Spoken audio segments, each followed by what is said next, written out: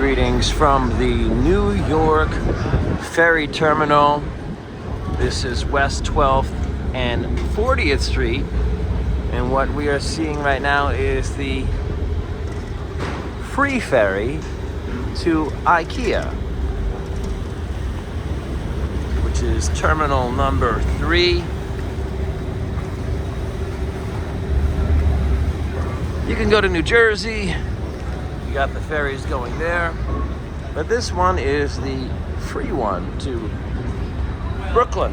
That is IKEA Brooklyn. A little bit more. Here is the ferry terminal. You can take a ferry to the Rockaways. And you can bring your bicycle. Here is a sign about some of the destinations, how much it would cost.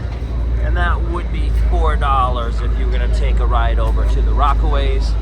Bike fee eliminated. And there is an app. There's also the big city tourism here. And that is a quick look of some free things to do in New York. It's about a 40-minute, very scenic ride off to Brooklyn. Till next time, keep exploring and enjoying.